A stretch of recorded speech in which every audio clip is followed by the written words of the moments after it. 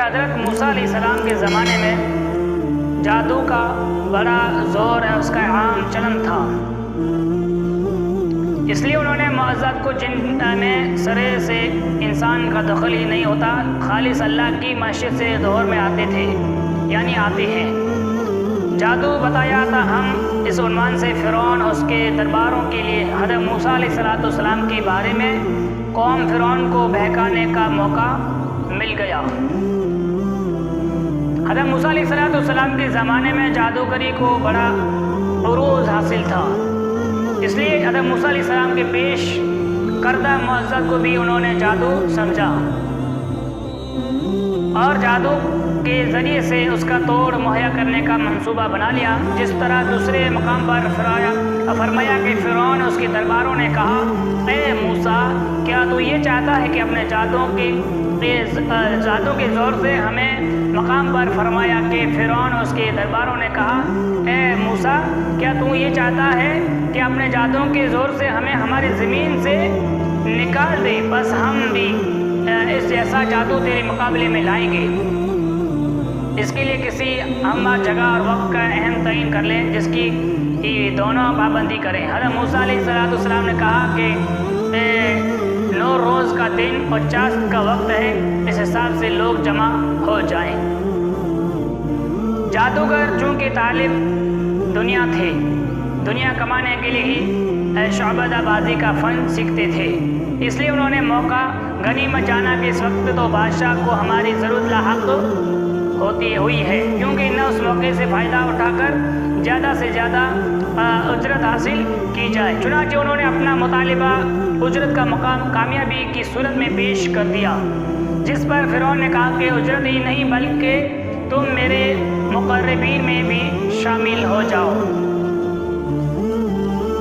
جادوگروں نے یہ اختیار اپنے آپ پر مکمل اعتماد کرنے کی وجہ سے دیا۔ انہیں پورا یقین تھا کہ ہمارے جادو کے مقابلے میں حضرت موسیٰ علیہ السلام کا معجزہ جیسے وہ ایک کرتب ہی سمجھتے تھے، کوئی حیثیت نہیں رکھتا، اور اگر موسیٰ علیہ السلام کو پہلے اپنے کرتب دکھانے کا موقع دے بھی دیا تو اسے کوئی خاص فرق نہیں پڑے گا، ہم اس کے کرتب کا توڑ بہر صورت مہیا کر لیں گے۔ لیکن موسیٰ علیہ السلام چونکہ اللہ کے رسول تھے اور اللہ کی اطاعت انہیں حاصل تھی، اسی لیے انہیں اپنے اللہ کی مدد کا یقین تھا، لہذا انہوں نے بغیر کسی خوف اور تعمیل کے جادوگروں سے کہا کہ پہلے تم جو دکھانا چاہتے ہو دکھاؤ۔ علاوہ ازیں اس میں یہ حکمت بھی ہو سکتی ہے کہ جادوگروں کی پیش کردہ جادو کا توڑ جب حضرت موسیٰ علیہ السلام کی طرف سے معززانہ انداز میں پیش ہو گیا تو یہ لوگوں کے لیے زیادہ متاثر کن ہوگا، جن سے ان کی صداقت واضح تر ہوگی اور لوگوں کے لیے ایمان لانا آسان ہو جائے گا۔ بعض آثار میں بتایا گیا ہے کہ یہ جادوگر 70,000 کی تعداد میں تھے، بظاہر یہ تعداد مبالغہ سے خالی نہیں، جن میں سے ہر ایک رسی اور ایک لاٹھی میدان میں پھینکی جو دیکھنے والوں کو دوڑتی ہوئی محسوس ہوتی تھی۔ ایک گویا بزم خیش بہت بڑا جادو تھا جو انہوں نے پیش کیا، لیکن یہ جو کچھ تھا ایک تخفیہ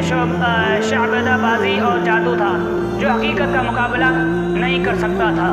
چنانچہ موسیٰ علیہ السلام کی لاٹھی ڈالتے ہی سب کچھ ختم ہو گیا اور لاٹھی نے ایک خوفناک اژدھے کی شکل اختیار کر کے سب کچھ نگل لیا۔ جادوگروں نے جو جادو کی فن اور اس کی اصل حقیقت کو جانتے تھے، یہ دیکھا تو سمجھ گئے کہ موسیٰ علیہ السلام جو کچھ یہاں پیش کیا ہے جادو نہیں ہے، یہ واقعی اللہ کا نمائندہ ہے اور اللہ کی مدد ہی سے اس نے یہ معجزہ پیش کیا ہے جس نے ان واحد میں ہم سب کی کتبوں پر پانی پھیر دیا۔ چنانچہ انہوں نے موسیٰ علیہ السلام پر ایمان لانے کا اعلان کر دیا۔